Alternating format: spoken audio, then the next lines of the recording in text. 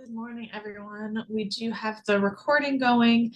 We're going to give it a few more minutes for some more people to join. I'm trying to figure out how to not be the only one on the screen. Give me a second.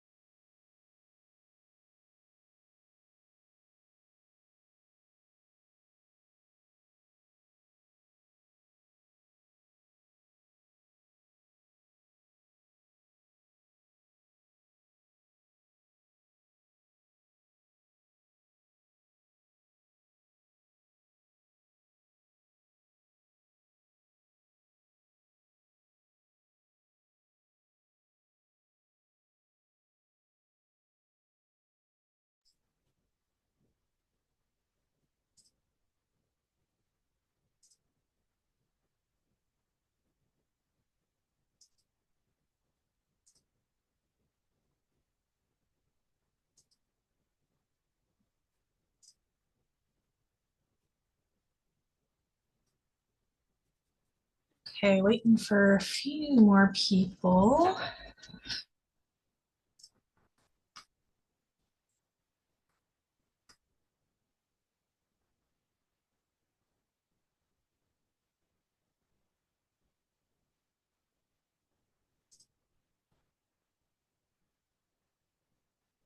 Michelle, do you know if Jen is going to be here today? Oh, there she is. Never mind.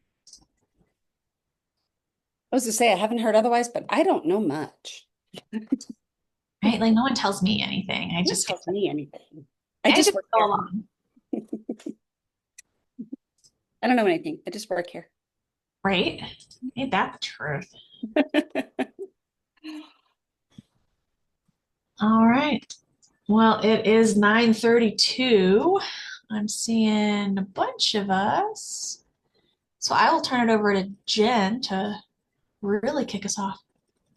Good morning. Happy Monday. Happy Monday. Let's see. We have 1, 2, 3, 4, 5, 6, 7. So we have a quorum.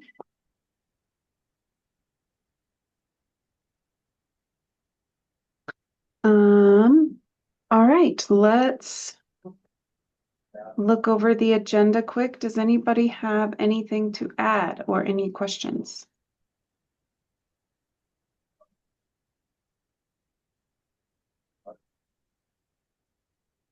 I don't know if anyone has the agenda pulled up, but I don't know about other people. Jess, I can see you and your screen, so it makes your screen super small. If anyone is relying on your screen to see anything, they're not going to be able to see a whole lot. So let me see if I can just fix this. My problem is when I was reviewing Oh, there you go. You did it. You did it. yeah, the problem is when I review the recording from last time, you could hear all of us talking, but it was just the agenda the entire time. Oh, interesting. And I am not super Zoom savvy, so I don't know how to fix that. Well, maybe put this up to see if anybody has anything to add and then totally make it go away. I can And then probably, you monitor it. I'll keep us on track.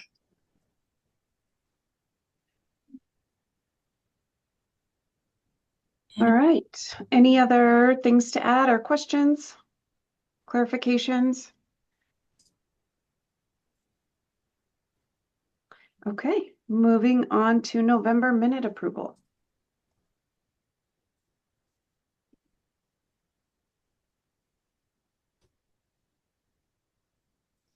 Just let me know when y'all are ready to scroll.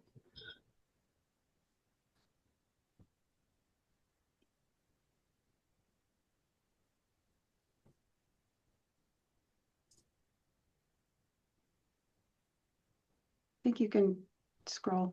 Okay.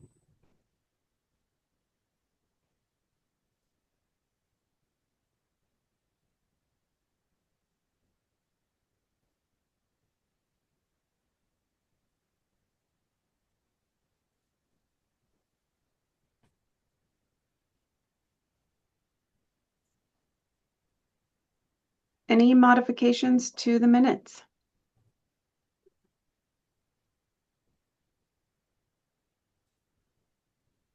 All right, I will motion to approve. I will second. Okay. Moving right along. Looks like annual 2765 data report. And we've got one more right before that. So Oh, wait, we yours is have different than someone. mine. No worries. We have someone that was appointed as a board member to begin in July. They have never attended. They have not responded to outreach contacts. And so this really is just a discussion of like, do we remove this person? Do we vote to remove them? What would the board like to do? And I'm so glad that Joy is here so she can speak more to the bylaws because she just shakes her head. Because yes, I am not entirely familiar with it. Tom Miller is here. He might be familiar with that process. We talked about this when Caitlin came on. I don't remember, so I'm glad y'all are here too. But we did talk about this. Yeah, I'm fairly certain we did put specifics in the bylaws about when. Yep. So we do have it, and let me make this bigger, but it's not a whole lot of information. It was really like this subpoint A.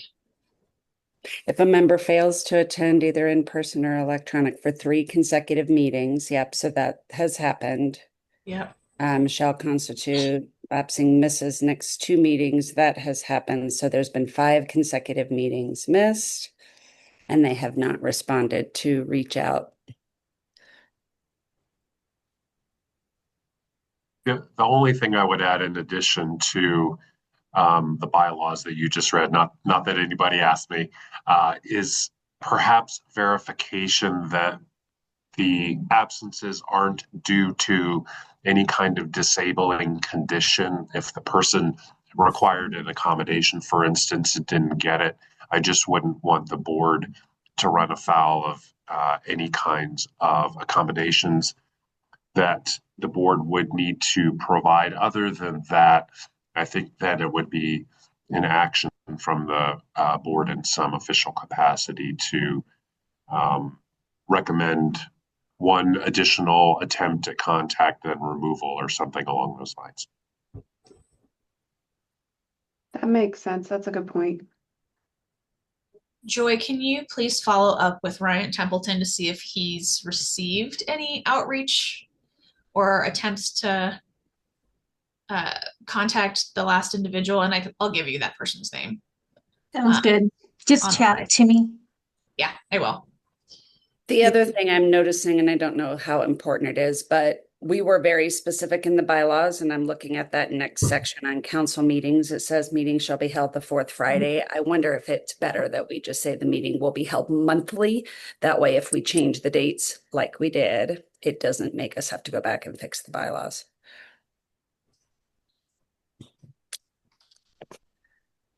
I'm just putting a comment there because I don't want to, because Caitlin was the one that like did all this beautiful work and I don't want to touch her stuff. Yep. No, that's perfect. We just moved it to Monday, so now it just changes what's in the bylaws. Perfect. All right.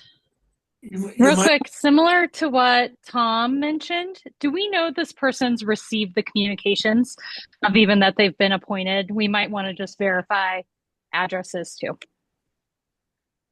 You got that, Joy? Perfect. Along that line, when you send the email, I actually the email I got didn't, like nothing in the subject line said anything about a board appointment.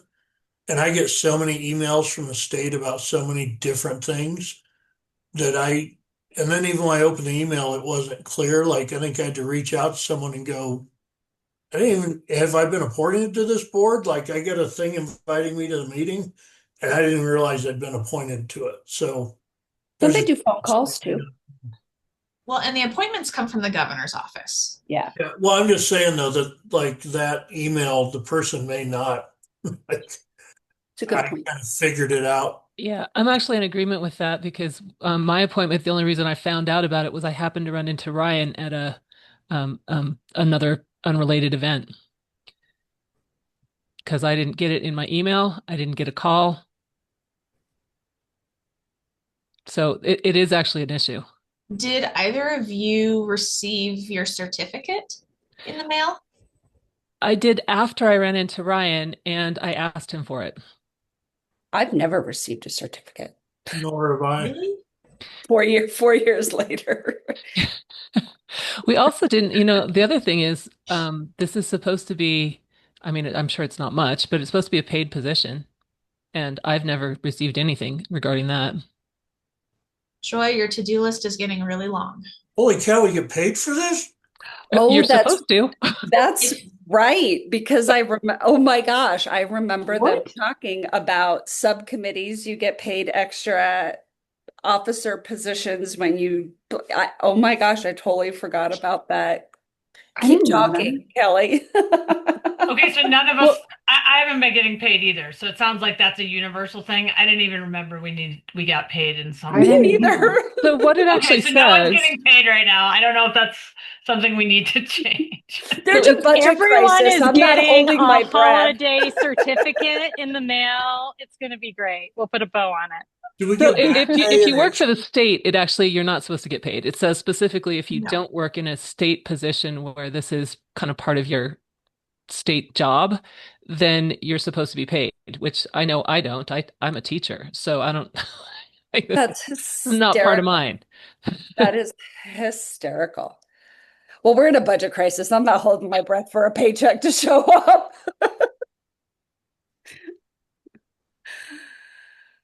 So, Joy, will you ask Ryan to join us for January's discussion and maybe we can dive into this a little further? It's really interesting. Look at what we think of on Monday morning at 9:30. Yeah. How well our brains work. Anything else around this discussion before we move to the data report? I think so. So I did send out this in draft form. And the reason it's still in draft form is because I am still waiting on Governor's Office official approval to finalize in order to send to the General Assembly in January. So this is our annual report that we do to collect data around M1s, certifications, different services provided under 2765.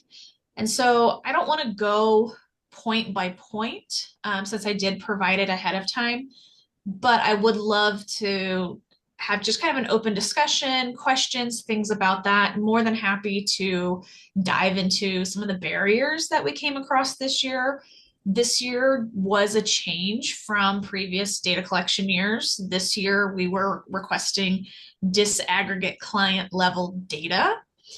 In previous years, it has been aggregate.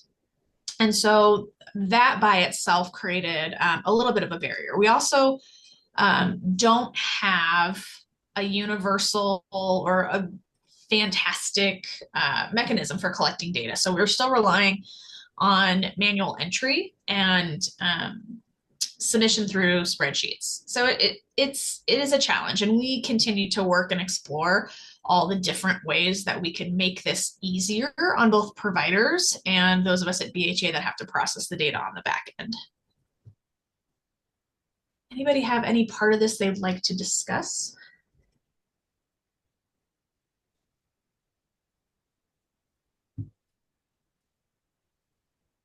I'm curious how an M1 can be completed with an unknown party signing it. And I know it's just a small percentage, but it's. And so part of that, this little tiny unknown. And then the next page too, where it looks enormous. It does look enormous, right? So it's both. So here's the thing. So we have intervening professional, which is what all of these are. Right. And so when you have this unknown under intervening professional, my assumption, and I think we address it in the narrative, is that this is somebody at a facility, a designated facility, and they did not include their professional credentials. So I know I've reviewed M1s just like in my licensing work, that would just say like intake specialist, but they'll have like a number there. So I'll look up the number and there'll be an LPC. So the person who has to input the data to us are not taking that step, which is fine. We didn't ask for them to do that, but it does make it look really concerning. When we come back up here to this unknown, similarly, people aren't putting their credentials, or they're not putting they're putting their professional title and not necessarily what their statutorily credentialed ability to place an M1 is. So that's why it looks a little funky. Perfect. Thanks. What other questions or pieces would people like to discuss?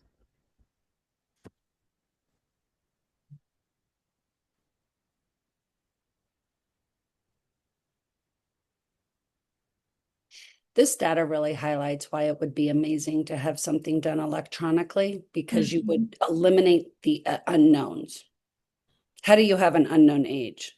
You know what I mean? Like, I used to say that to my clinicians all the time, you know, or an unknown gender. You know, you're sitting in front of somebody, you ask questions. So that's the cool part about automating this.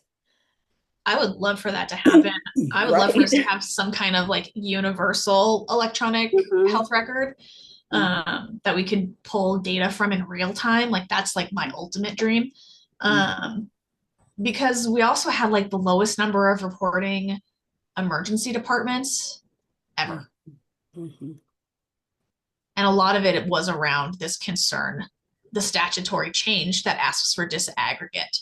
So we even like went out of our way to address that concern and change the data reporting template and things like that to help kind of assuage some HIPAA related concerns. And we still had plenty of emergency departments that just didn't respond to our outreach attempts, or said, you know, upon discussion with legal counsel, we will not be submitting this year. So it's concerning.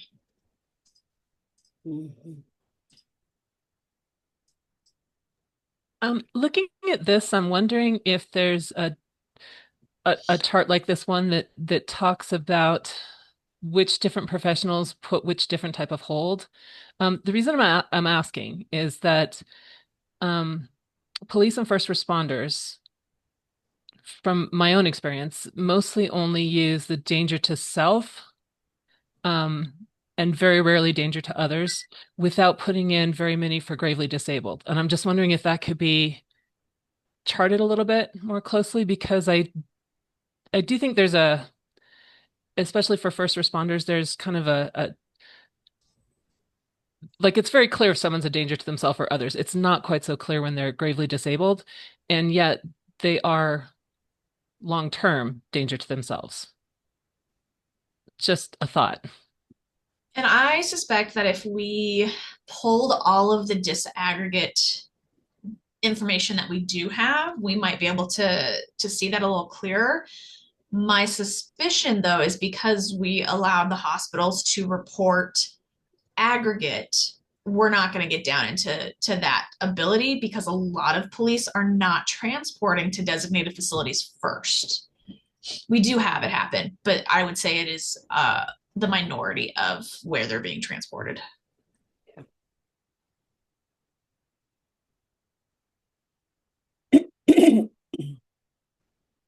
Yeah, and to your point, Michelle, around like age unknown, like they might have put like 1212 and just left off the year, or it's illegible, right? Like somebody's handwriting something. So well, and that's what I mean. If it were an entry that you had to answer, I mean, everyone has that information. Yeah. So it's just funny. Yep. We share the same dream.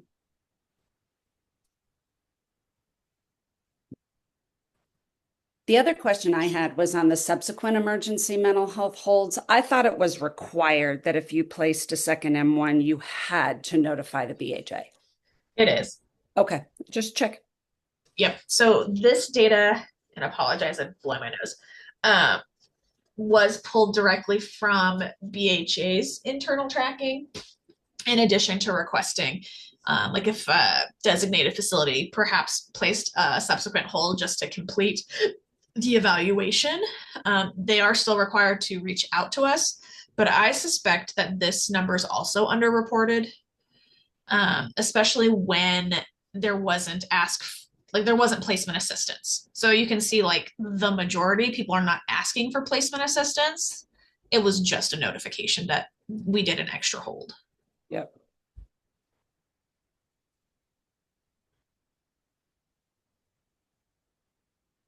So you can see like the outcomes of the holds.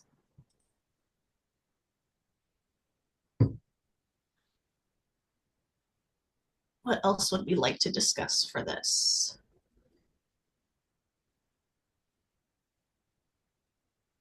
I thought this one was interesting, that even though the reason for like initiating the M1 is most often danger to self, the reason for certification most often was gravely disabled.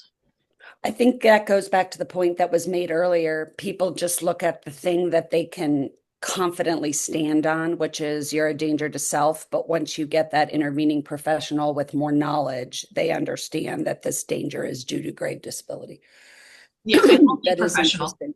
Yeah, and only professional persons can initiate the certification. So it is a much more fine-tuned. Yeah, higher level of expertise in this area. Yes, Ruben.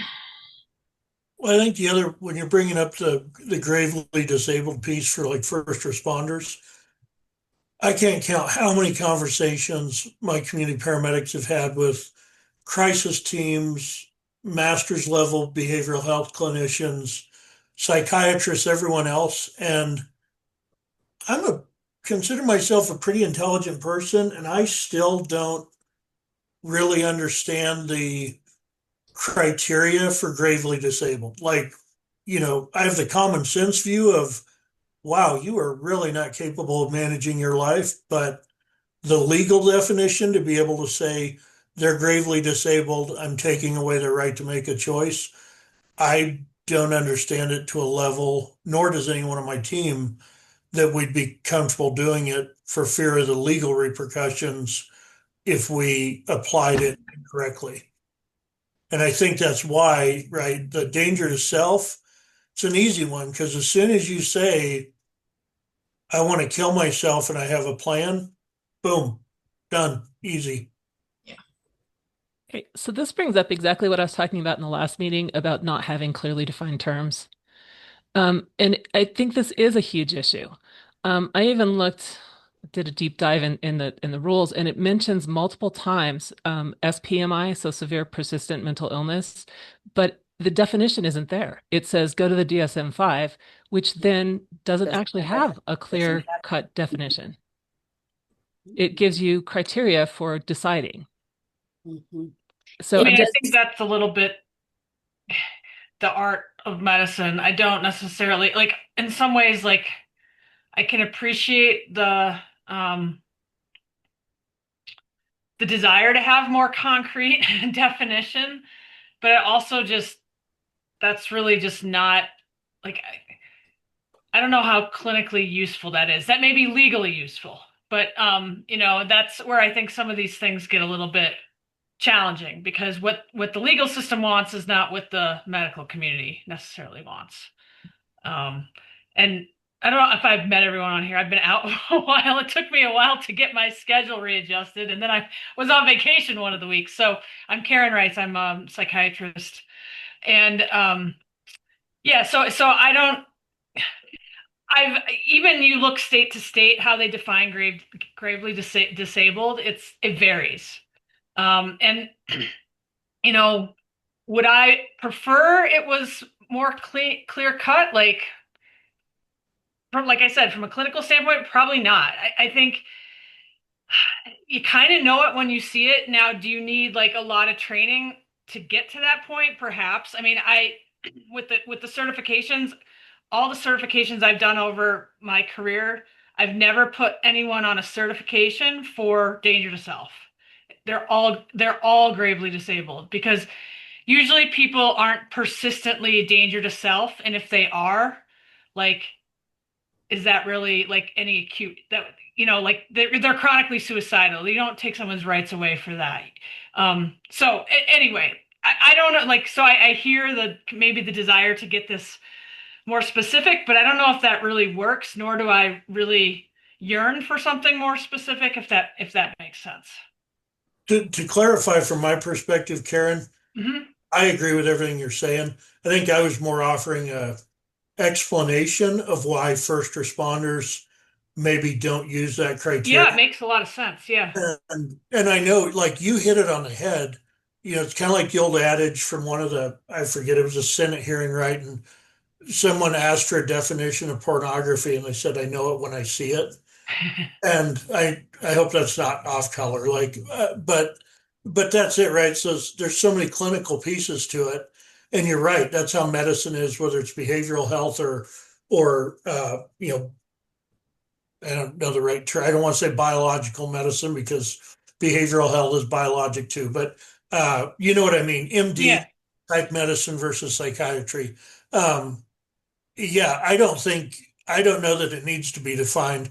I think at least my perspective always is that we're going to initiate with danger to self, so that then they can talk to someone like you who has that broader experience to go, yep, I'm comfortable calling this gravely disabled. And I figure my thinking anyway is that even from a legal perspective, a psychiatrist or a behavioral health professional has a lot more weight to stand on when they say gravely disabled than a paramedic or a law enforcement officer does. So yeah, I think it's hard, because like part of what a certification is, you see a patient over time, and people like you that just interact with people for a brief snippet, you don't get the benefit of knowing how they are over time. So, why is that person not doing well in that moment? I mean, they could be intoxicated. You don't know if that's like their consistent state. Like, so what you say makes a lot of sense. And I can see that for sure. So that's a good perspective for me. Thank you. And Jess, I only read through page 14, but question for you. When we talk about reason for holds being initiated, like you alluded, like you said, and everyone has commented on, these are done by your frontline people, right? Your ERs, your law enforcement, your intervening professionals contracted or hired in the ER.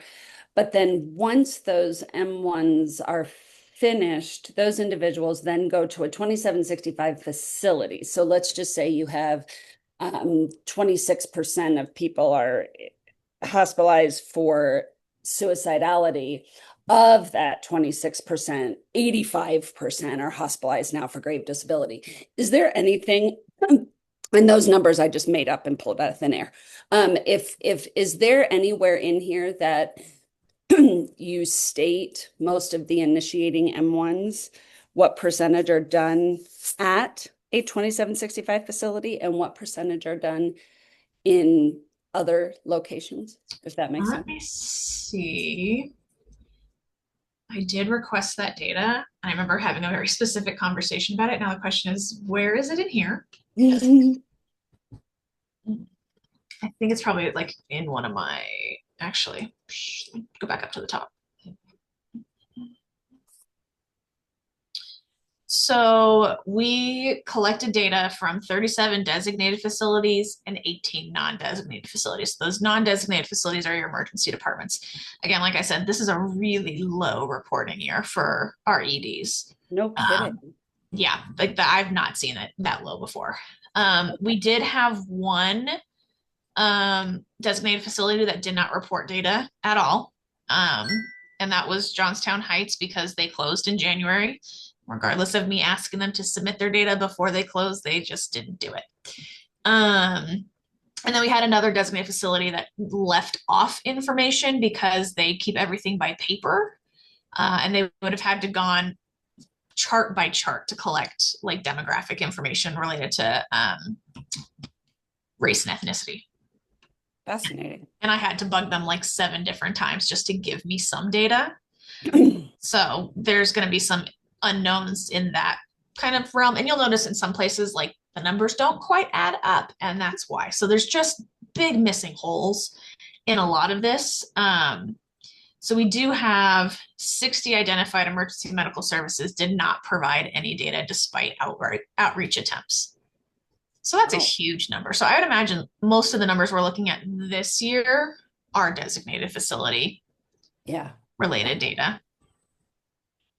It's fascinating. Thank you for that. What other questions or discussions would people like to have around the data? Hey, Jess, this is Donna Casey at Children's. Just another thing to point out, I think that's been a struggle, is we collect our data as we go throughout the year because of our volume. And then come the end of the year, then they present us with the data they want collected. Well, we've already been collecting it. So if we could have that information way ahead of time for that report year, that would be great, because it really led to a lot of rework on our end. And as you know, we have a lot of volume. For sure. And we are trying to do that. We were trying to keep 2024 and 25 reporting years, those spreadsheets, as close to similar as possible. The problem we always run into, and this is why we need like a better mechanism for collecting it, is we have this deadline of July 1st for the previous calendar year. We don't get all of the data until like October or November. And by the time we start compiling it and trying to make sense of it is when we start seeing there's things that we forgot. So a good example of this is I made the assumption that, hey, with all of our terminated certification reporting going through Qualtrics, we'll be able to calculate how long certifications are lasting. Totally overlooked the fact that Qualtrics doesn't ask for a start date. So there's like things that we miss that we're like, oh, we'll need to fix that. And then it's the end of the year and we go, well, I guess we're fixing that for the next calendar year. So we're always playing catch up. And I know that sounds terrible. I get it. It's super frustrating on my end too. Just because we're trying our best and trying to keep it as consistent as possible. We just get surprises sometimes, things that we overlooked, and then we have to try and pivot a little bit. I get it. It's work in progress. This is why everybody should be talking to their legislators to allow for monies to be appropriated somewhere so that we can just have an electronic system that captures this in real time. Just saying. Then I wouldn't have to bug anybody. I could just pull it.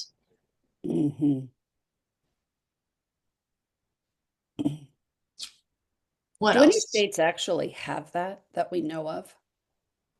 A fine-tuned, well-oiled machine that is electronic? I don't know of any. I would not even know where to begin going in that rabbit hole. Interesting. And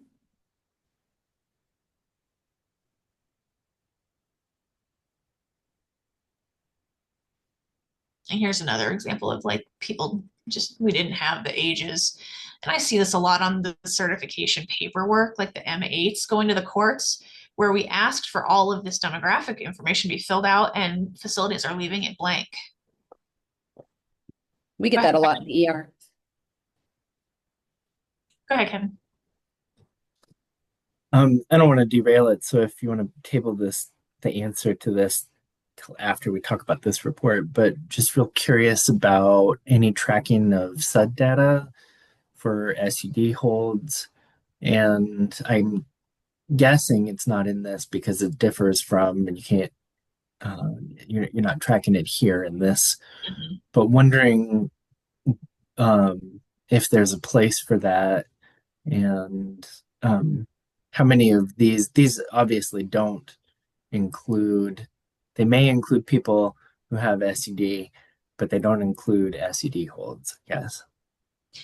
Correct. So anything that is related to emergency commitments or involuntary commitments is going to be gathered and digested in a different area of BHA. This is strictly 2765 stuff. I suspect in, the next 10 to 20 years, these will be all kinds of different reasons because it'll just be a combination of all involuntary civil processes, because that's kind of the way treatment goes. So we'll keep an eye on it, but as of right now, this is just mental health.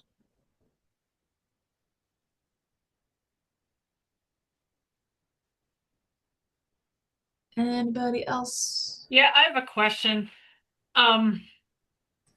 Not that this would be part of a report, but I would, do you guys do you collect data for each facility? For example, Yes. who holds the most certifications? Outpatient, not, is that something you collect? That is something we do collect because we collect individual designated facility data. Mm-hmm. So we would have the ability to go through and look at each facility's packet, so to speak, and kind of do that comparison of who has the most. We don't put it in this report. Yeah, I mean, I think there'd be a number of potential benefits, and I think also maybe some inherent negatives of, I think, in some ways you could use this, especially around the certification data. How much does that reflect the community in which that facility is, in terms of the police department, the courts, all that. You could maybe use it for more negative things, making assumptions that, who's doing what and is this bad? And, I don't think that would be the intent, but I wonder if we could learn some helpful information from seeing more patterns throughout the state, not just for certifications, for any number of things. Like, do rural, is it more like in rural settings?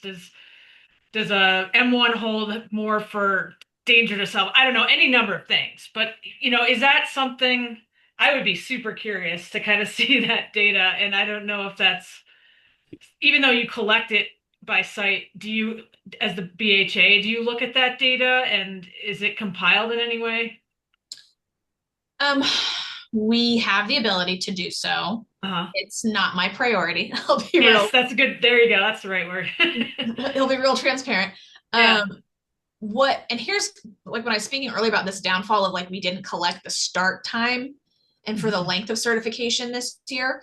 Last year when we did, the overwhelming majority of short-term certs was an additional 3 days past the original hold. And so that to me was really concerning. I get that you might need an extra week to stabilize someone, but I saw a lot of certifications that were for less than 24 hours, that were for 1 or 2 days. To me, that's inappropriate. What was it about that case that we couldn't get this person to sign in voluntarily for an extra day? So I had those kinds of questions. Or why wouldn't you in that situation just write a second hold? Because at the time it wasn't allowed. Okay. Yeah, so, that's really interesting information. Yeah, so we didn't get that this 2024 calendar year. So we're trying to figure out the best way to collect it for 25 now that we're at the end of 25. But yeah, we do have the ability to look at location, what county holds were initiated in. We have the ability to look and see which county they were resolved in. We split it up into BASO region. We do have the ability to look at total number of certifications for a specific facility. Part of the problem for 2024 was we requested, hey, for certifications, we just want your end of year point in time data. Who do you have currently under certification on December 31st, 2024? Because the assumption was we're going to get all the terminations through the termination reporting. And we'll be able to see all that data there, so that we shouldn't have to have providers report multiple times for the same individual if they're not on an active cert. Right. The other problem with that comes, we didn't have providers reporting terminations consistently or in a timely manner. We didn't have the start date for those. There's a lot of things that as we have kind of learned from this 2024 data, things that we will need to adjust for 26 because 25 is over. So it will be a little bit of a backlog before we get some really good data. But again, that's why we need this electronic system. Well, the other thing an electronic system would pull, I guarantee you, would be so time consuming now is how many of these M1s are second time? How many are first time the person's ever been placed on a hold? That you would be able to pull with an electronic system. How many times has a certification been done in a lifetime? You're not going to know any of that. You'd have to start day of initiation of system, but it would be interesting to know how many of these M1s are, how many of these individuals placed on an M1 are, what is the recidivism rate, I guess, is what I'm looking at. Well, and I would say it's probably high because so when I'm going through the terminated certifications, I had over 100 entries that was the same person, not like a single person, but duplicates. So yeah, and I had people who showed up 2, 3, 4 times that had been certified on a short-term cert and then dropped, right? Like, so if they're being certified 4 times within a year, what are they not getting, or where's the consistency lacking for their treatment? Yeah. And I'm not saying that's a provider downfall. I'm saying like this person needs something else, and this back and forth. My guess is that they should have been on a long-term cert, but it keeps getting dropped in the transfer from inpatient to outpatient.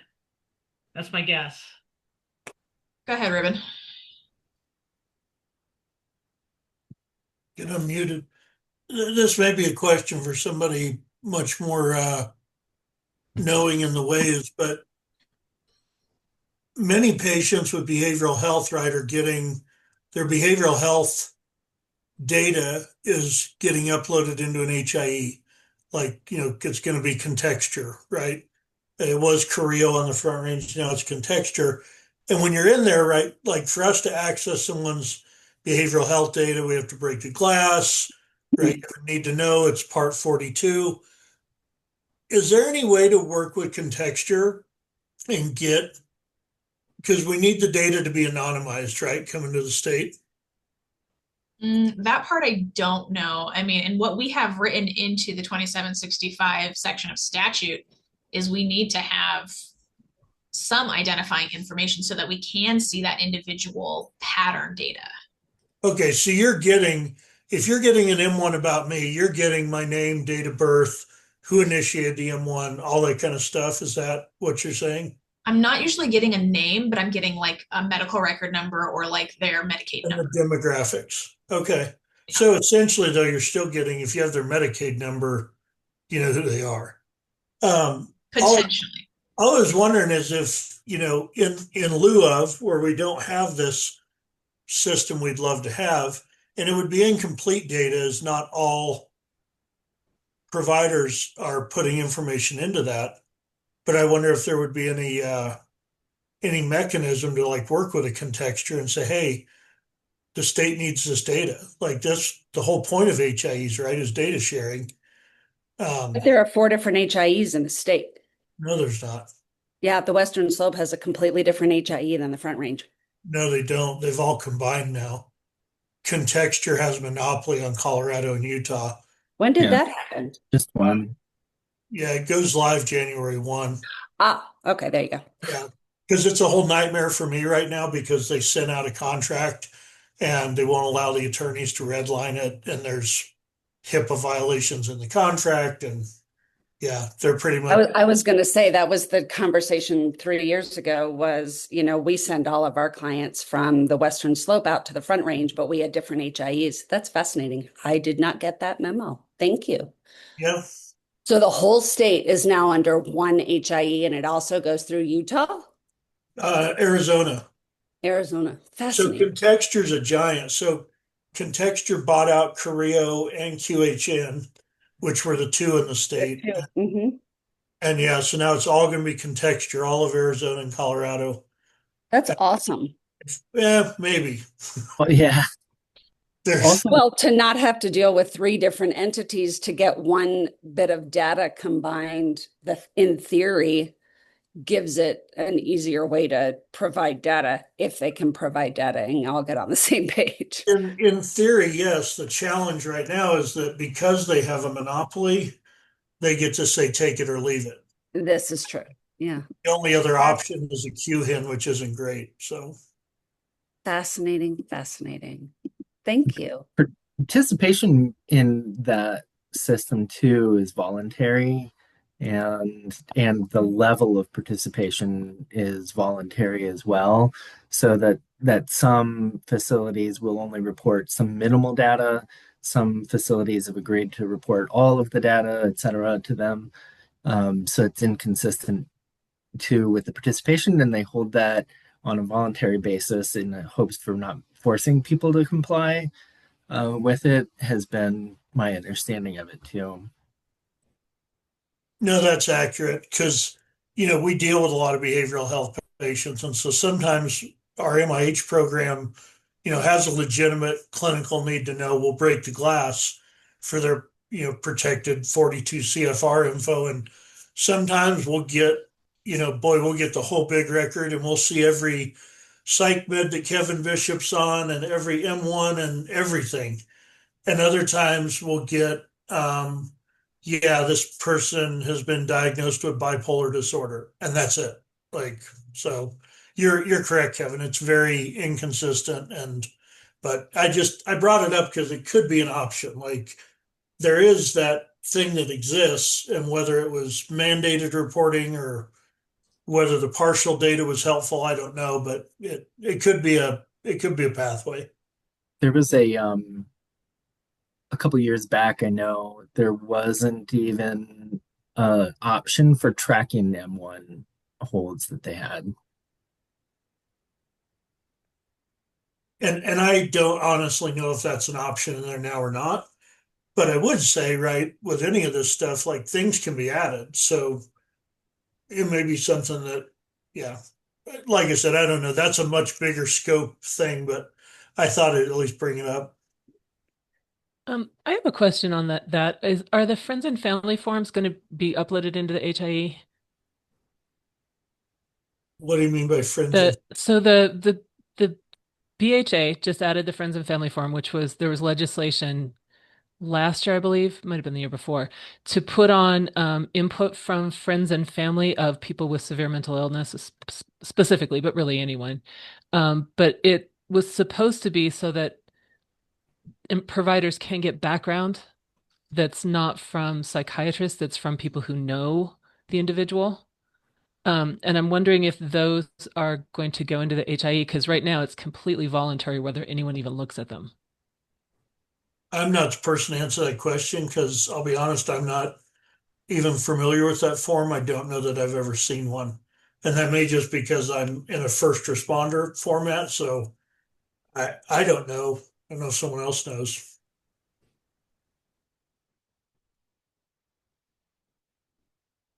Go ahead, Joy. That's a very good and interesting question, Kelly. I think to your point, it is voluntary if the provider utilizes them at this point. It would be up to the provider to upload whatever information into an HIE beyond their own records. So I think at this point, it's at the discretion of the provider, what they and how they utilize those forms. And as you know, very early days in this effort.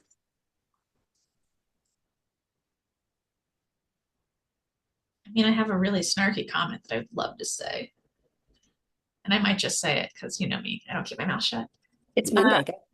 I was going to say, maybe we just need to reach out to Senator Amabile. I don't know if anybody was listening to the JBC briefings, but one of the things that came up was like all the new changes in the bills that had monies attached to them were related to Senator Amabile. So she gets stuff done. Put it on her plate. Good point. It got a lot of laughs from the rest of the committee. Okay, we do have Caitlin here. Let me see where we're at. That was our next part. Anybody have anything else on the data before we switch? Oh, go ahead, Samantha. Sorry, I was just looking to see if I could find that bill and I couldn't, but it was definitely Senator Amabile's bill, as you mentioned. So are all of the bills related to mental health. But like that was one that she really championed from the beginning. Like she convened a stakeholder group. She was like consulting with attorneys about how to get around HIPAA with all of that. And so I think if any follow-up is necessary on it, working with her would be by far the best route. Sweet. All right. We are going to switch over to regulatory affairs. So we've got Miss Caitlin with us. Caitlin, I did not get your screen share request. No worries. Let me see here. Uh, Can you guys hear me okay, first of all? yes. Perfect. Hi, everybody. So good to see you. I've missed seeing you all. Let me see here. That's it. And I can Yeah. share. If you just want to go ahead and navigate it, Jess, Yeah. and then I'll just talk all about it. But hi, everybody. My name is Caitlin Long. I am a regulatory affairs specialist over with Quality and Standards, here to talk to you today about our upcoming provider rules. For those of you who don't know me, again, my name is Caitlin Long. For those of you who do know me, it's so good to see you guys again. I have missed seeing you all now on Mondays. I was used to seeing everybody on Fridays, and you're switching everything up on me here. So, so what I wanted to talk to you all today, just briefly inform you all about what's kind of coming down the pipeline with regard to provider rules. So I'm sure that you all have heard throughout the last couple of years now, the mentioning of alignment with ASAM standards. So I'm sure, as most of you know, we are statutorily bound to align our provider rules with ASAM standards. So ASAM is the American Science of Addiction Medicine. They have come out with a 4th edition. So we are going to be rewriting our provider rules to align with that 4th edition. And thank you for dropping that in there. Smith has already beat me to it. So Jess, if you want to scroll down to the little bit on this page, so everything that's going to be rules related is going to be found on this laws and rules website here. And I will go ahead and drop this link in the chat for you all. So definitely recommend, saving this, starring it, however you guys kind of keep track of your important websites. Definitely make this an important website, because a lot of information is going to be coming down through this website here momentarily. So as you can kind of see here, we've had a couple of rule-related projects that we've been working on this year. The first one being our alignment with ASAM for our provider rules. Next, you'll see our military family behavioral health grant program. That is going to be part of our system rules, which is also getting an overhaul. That's not coming down until summer of 2026 yet. So more information about that, as also well our CCBHC planning grant. That information is going to be coming a little bit later. So don't worry about that too much, but information to look at nonetheless. So if we keep scrolling down on the bottom of the page, you'll see our proposed rule update here. This is the first draft of language for the provider rules that has been aligned with ASAM standards. So as you can see, under each chapter, there is a clean PDF and a soon to be redline PDF.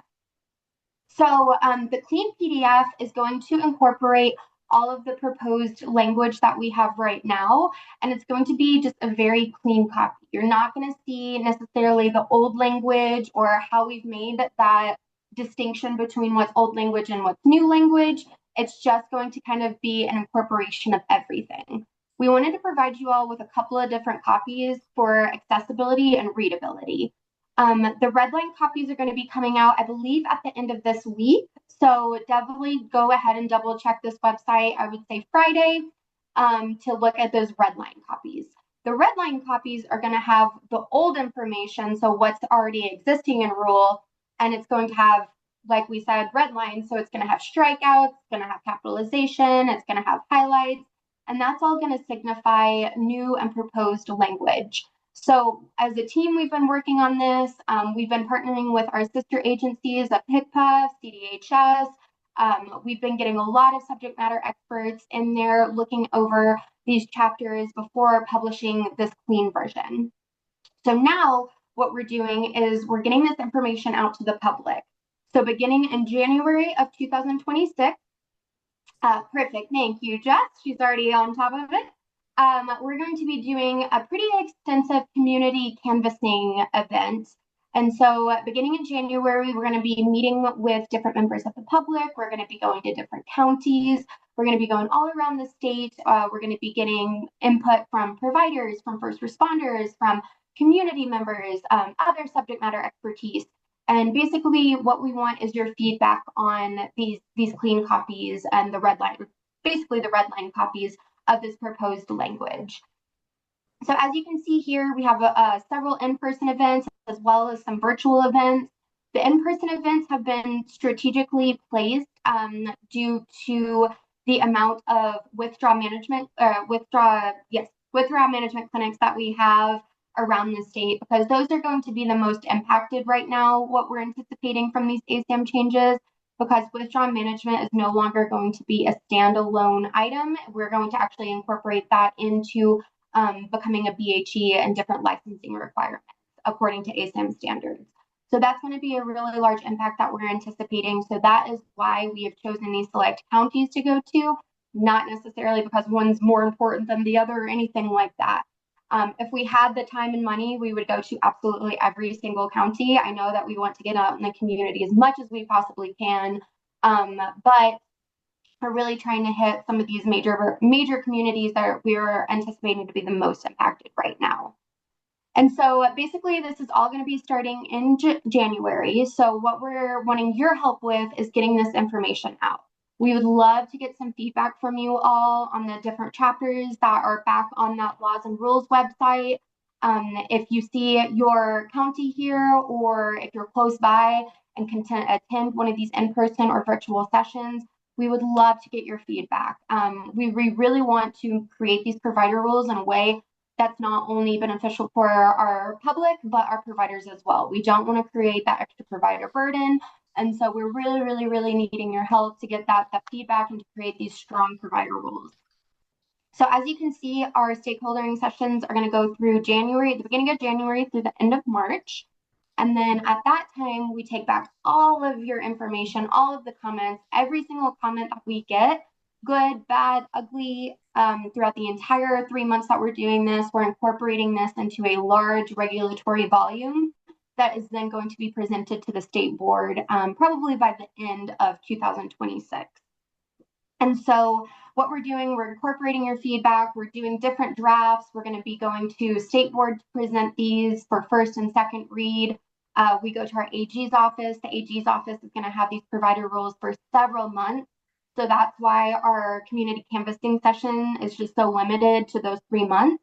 However, that doesn't mean that we're never going to keep collecting feedback from there.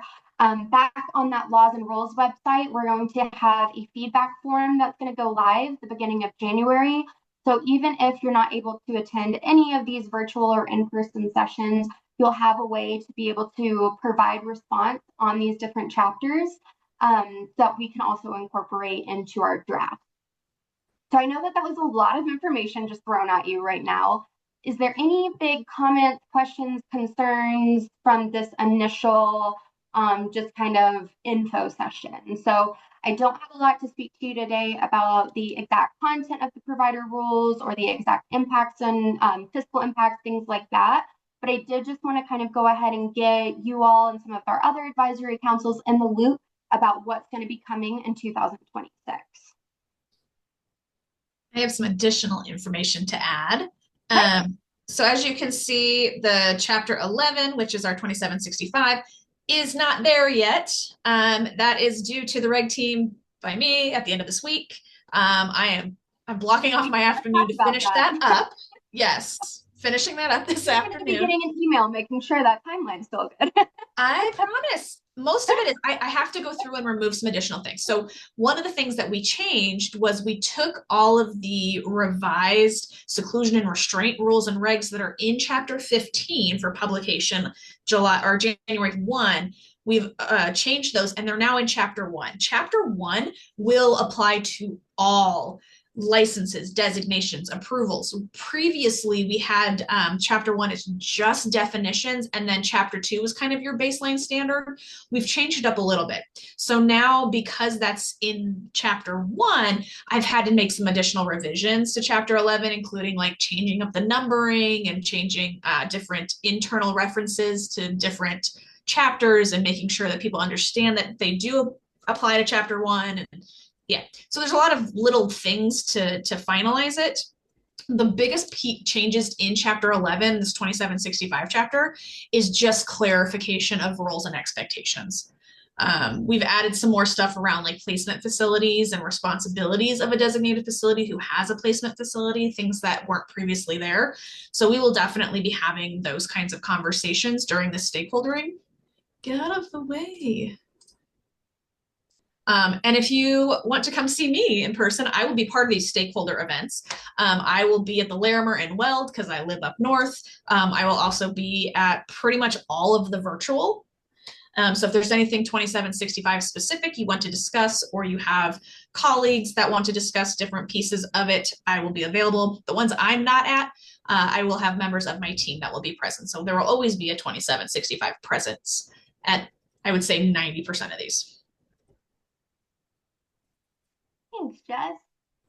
Some additional things you'll notice in our restructuring, like kind of Jess alluded to, we're doing a lot of format restructuring. We're really trying to make this as accessible and easy to read and understand as possible.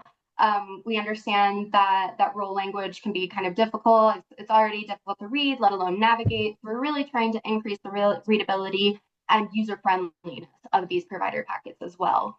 Some like Chapter 4 and Chapter 5, they are going to be coming out shortly. We're working internally with HICPUF and some of our other team members to go over some of the provider timelines on that when it comes to like documentation and things. Because we have ASAM saying one thing, CCBHC saying another. So we're really just trying to make sure that those are kind of good and even across the board, and we're complying both to both statutory requirements there. So yeah, so you'll see that there. I'm trying to think if there's anything else right now. I don't think so. So I'm going to go ahead and I've linked my personal email and the rule feedback email in this in the chat here. So at any point in time, definitely feel free to reach out to myself or any member of the rule team via that rule feedback email address.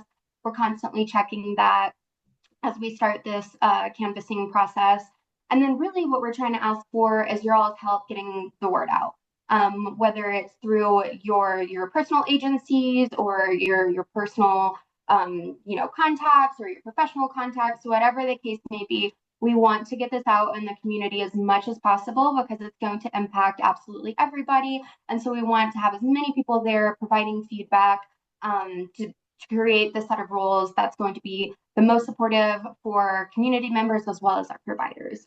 So if there's any newsletter that you think that we should tap into, if there's any key contact that you recommend us reaching out to, I would love for you just to shoot me or my team members an email, letting us know who to contact, letting us know different avenues that we can plug into to get this information out as much as possible.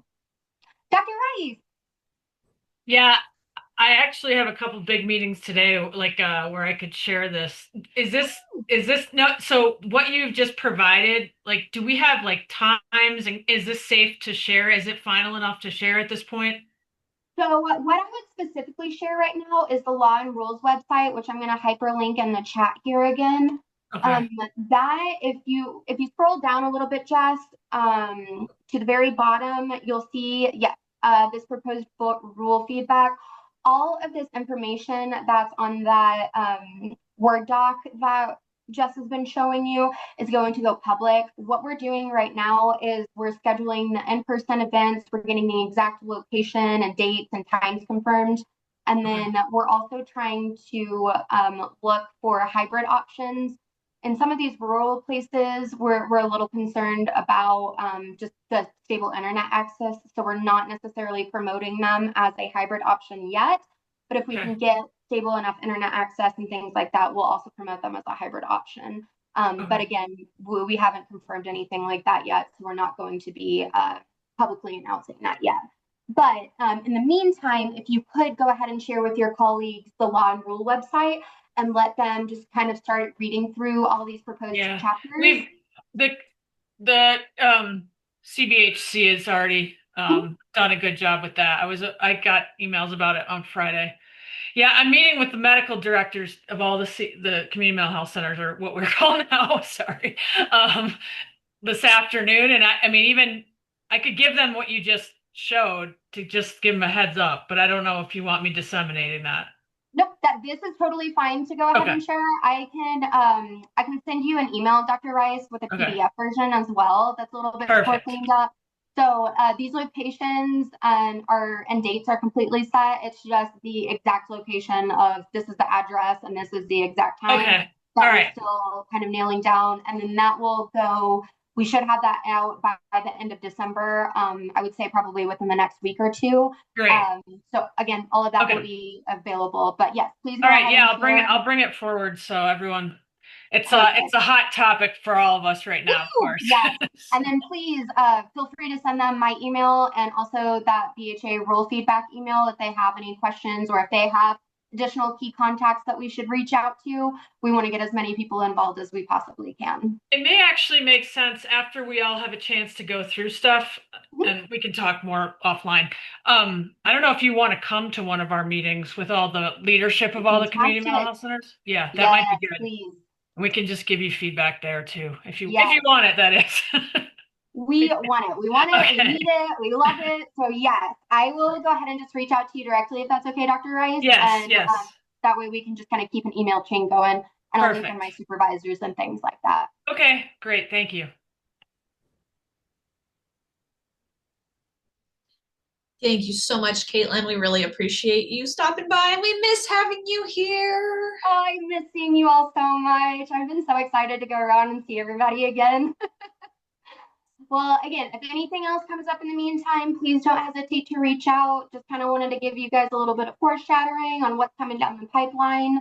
Again, we're always available for you. Any questions, comments, concerns, and then any information sharing that you can do to get this out, we greatly appreciate. We want to get all the feedback and all the people involved that we possibly can. So it's so good seeing you guys, and please, again, don't hesitate to reach out, and we'll probably jump into another meeting, I'd say like January, February, to check in, let you all know how everything's going, and just keep you in the loop on what we're doing and how the process is going.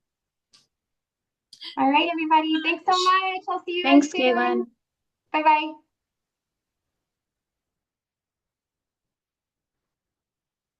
Okay. So the last thing we only have about 20-ish minutes. We've been talking about having an opportunity for discussion with any of the facilities that provide inpatient services under 2765. One of the things that Michelle and I were talking about is it would be really wonderful to have an existing list of questions or things that we would like to learn from the facilities when sending out a request for them to join, so that they're not feeling like they're going to be blindsided or the board is trying to have kind of a gotcha moment, but to really be more transparent and to really focus on who is the more appropriate person to invite from these facilities. So for example, in my role, I work a lot with like their quality assurance team, their licensing team, anybody that's related to compliance, but that might not be their people we want to come to this meeting. We might want their clinical directors. So it's really like, who are we going to discuss this with, and who would, what are the questions we want to have?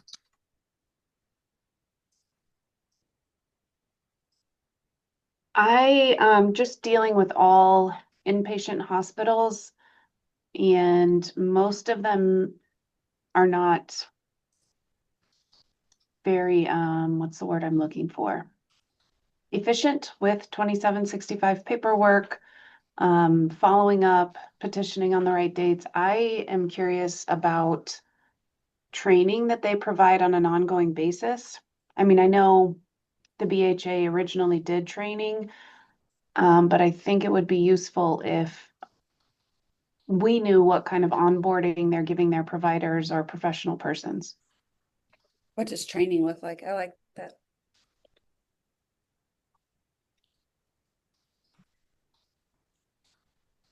So I am a 2765 inpatient hospital. So you guys can always ask me these questions too, but I can only tell you from my facility. But I would say person-wise, often larger facilities and even our small facility, we have a dedicated 2765 team, but typically the director of psychiatry or medical director, ours is one and the same, but larger facilities have both.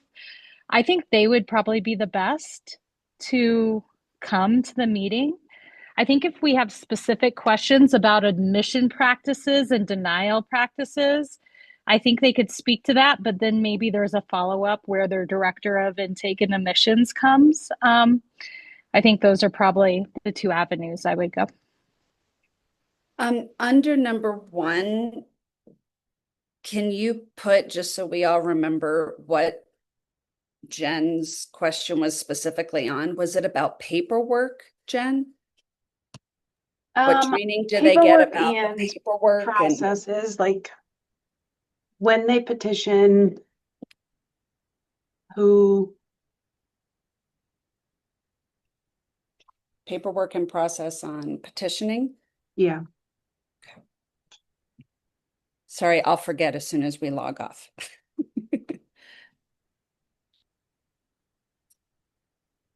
Who, how, when, yeah.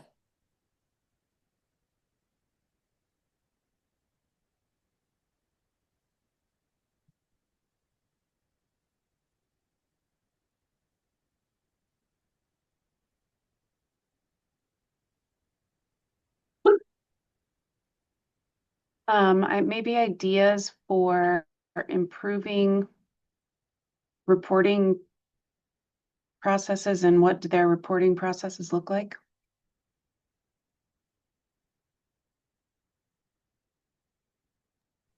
Sorry, I'm taking the notes. Do you mean data reporting? Yes, sorry. No, you're okay. Such as the data we just went through? Yeah.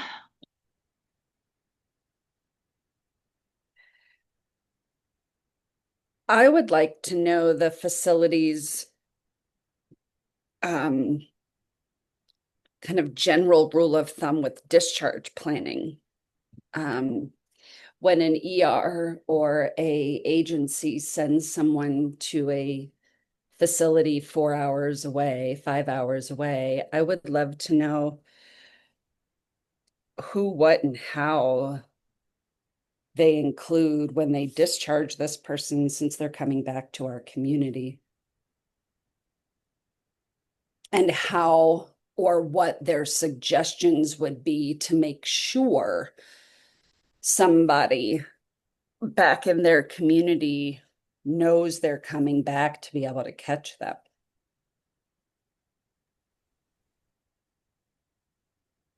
For example, when we're in an ER, we fill out a release of information when we know someone's headed to, let's just say, Centennial or Highlands. We'll fill out a release of information, but it is our facility's ROI that includes their facility written on it. But over the years, we were told that they redo all their paperwork when they get to that receiving facility. And if the person does not specifically requested, they don't go through our paperwork and go, okay, we have a release of information here for the hospital. Do you want that? We have a relation. They do it all and they just wait for the person to say something. So I would love kind of their rule of thumb on how they do discharge planning.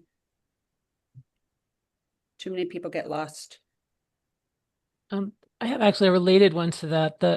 I'd like to see questions on how they contact the person's loved ones, family, partially because I've heard from a lot of the groups that I'm in that they've lost, like not lost as in death, but lost loved ones, like they don't know where they are. And so there's, if someone had a heart attack, you would go out of your way to contact friends and family. If someone's in a mental facility, sometimes it can be weeks and someone just doesn't even know where they are. So I'm just wondering what the process is for contacting people who care about them. speaking for my hospital's processes, if your loved one comes here, we aren't allowed due to HIPAA reasons to even let you know they're here. So the patient has to be the one to say, I want to call my mother. And if they're in a crisis or acutely psychotic, they're probably not going to do that. No. So if someone were incapacitated from a heart attack, they were not able to speak, right? You would call their family. So I'm kind of wondering, one of the things I'm hearing from a lot of parents and family in the groups that I'm in is exactly this issue, where HIPAA is almost overused to the point where you can't find the person, and you're the people who care about them. So I'm kind of wondering if maybe that's an overuse of HIPAA. I'm not a lawyer, obviously, but I've heard a lot on this, and that it is a continuing concern.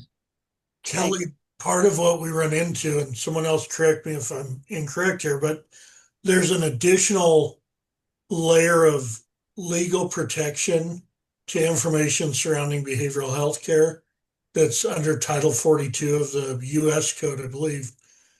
And we run into it even as clinicians. So, like, we had an individual that our MIH team was seeing who was unhoused, had alcohol issues. We had actually been the ones that brought this person to detox because they contacted us, said we want to go detox. And then we had a plan to get them into like a halfway house once they discharged from detox. The detox facility refused to even confirm for us if the person was still there, even though we were the clinicians who had admitted the person. And so then they ended up, we said, well, just call us when the person gets discharged. They wouldn't do that. So they discharged the person. I had to send a clinician out at 11 o'clock at night to go through the homeless camp to find this person so that we could get them in a halfway house. Like, so it is an issue. And I agree with you that I think sometimes as clinicians, like people are unclear about what is and isn't allowed. And so they just err on the side of, oh, it's a HIPAA violation. They can't do that. And so secrecy feels like protection. But unfortunately, you're right. Oftentimes it results in a breakdown in continuity of care or breakdown in care. And maybe someone else has a different perspective, but Totally agree. You're talking about 42 CFR Part 2, which covers substance use patients at even a higher level than HIPAA does. And they're both equally as protective and secretive. We had a 72-year-old woman who was discharged to the streets and to this day is a missing person. I would just add, if a patient's psychotic and we don't know their history or family, I mean, I certainly don't want to be the one to call a family member when maybe there's a protection order or something in place, or that person is their abuser, or if there's just no way to know if you're doing the right thing or not. Which is why those friend and family forms are so important. Well, and this is I don't mean to derail us, and if this is derailing, please just shut me down. We can talk about it later. But in the world of crisis, I don't need a release of information to call anybody to get information. It allows me the ability that if I take away someone's constitutional rights, I've done my due diligence to do so. So a crisis eval, I know my old clinicians, they did a lot of legwork to get collateral to understand, and it all starts from one central location, so you don't end up, like you were saying, calling an abuser or someone that you have a protection order against. But it allowed us to get information because the person we're in front of is incapacitated or psychotic and not able to give that good information. I'm curious if the inpatient discharge teams do similar. What do you do, Casey and Jen? Do they have ways to be able to, like, what lengths do they go through to try to get information for family sessions or individual sessions on a unit and then at discharge. I would just be curious what lengths facilities go through to try to reach out to support. I would say, at least from our facility, this is probably the vast majority of time of our case management running down supportive community supports. And, we are not a Part 2 facility. So we have a little more leeway, and there's a HIPAA exception that allows for continuity of care. And so I think what we do is we try to leverage that. That doesn't mean you can reach out to a mom of a patient, but it means you can reach out to known providers. So we spend a lot of time with Contexture and what was formerly QHN, and try to see who they have connections with, and hope that that provider has the appropriate release to then loop in the family. Or they can say, hey, this person has an aunt that lives in Grand Junction. You should ask for a release for this specific person. And so it is a lot of detective work. But I think there's also this other conversation of, we have these facilities, most are located in Denver. We have ours here in Edwards, but they're accepting transfers from across the state because we do not have enough facilities. And what often happens is someone is on a hold, so they're transferred to our facility, but there is no funded mechanism for, at least in our community, outside of Medicaid, right? Because Medicaid pays for a Medicaid taxi. But for anyone who's uninsured, Medicare, commercial insurance, we're relying on friends and family to pick up. And that's when you see these really, I would say, uncomfortable discharge plans that involve buses or taxis or all of these other components. Because again, it's not like you leave a hospital with a broken leg and all of a sudden your leg is unbroken when you discharge, right? There are still ramifications. And it's the exact same. If someone's coming in with acute psychosis, when they're discharged, there's still ramifications. And I think we as a state need to think about how we support safe discharge planning, and help facilities with it, because there's no funding to support that. That's so hard. Yeah. That's why I guess I just don't understand why, at minimum, the person who signed the M1 is not contacted to be told your person's being released. Do you have any information? But the crisis teams get no contact, just like what was said earlier. Even if you're the ones dropping people off, they won't tell you anything. And that it's not out of curiosity or wanting to plaster it on the paper. It's wanting to make sure they land back in a good spot and they don't end up back in that revolving door.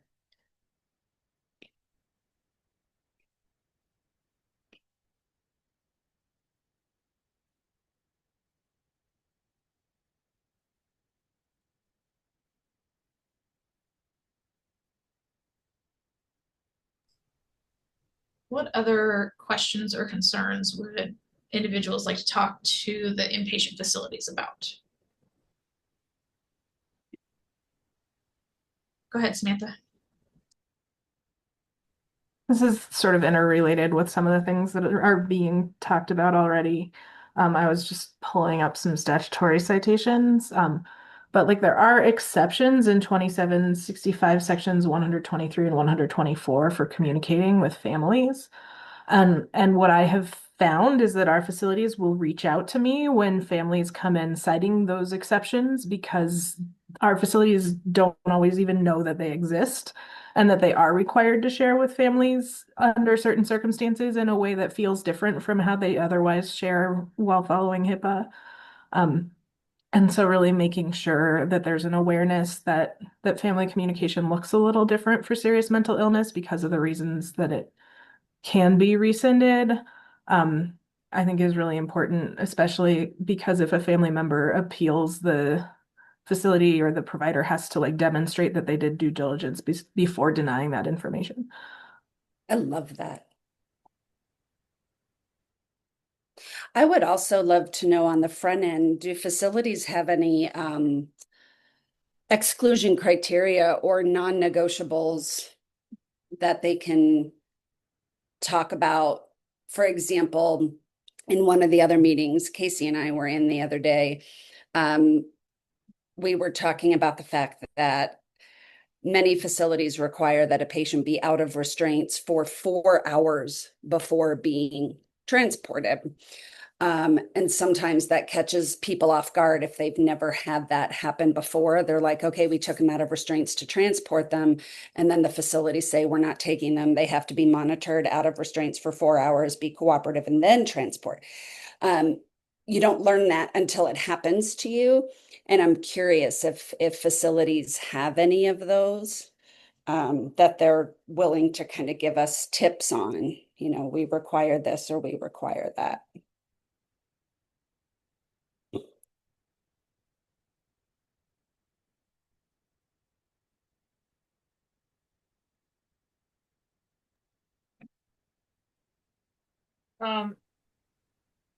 And we just continue to have so much trouble getting just records. I just don't understand why this is so complicated. And we've hired staff to just help with that, and it's still hard. Like, so I don't understand why it's so hard for us to get records. And then they cite things like they say their records policy is more strict and they can't share the records even though the patient is being transferred to us.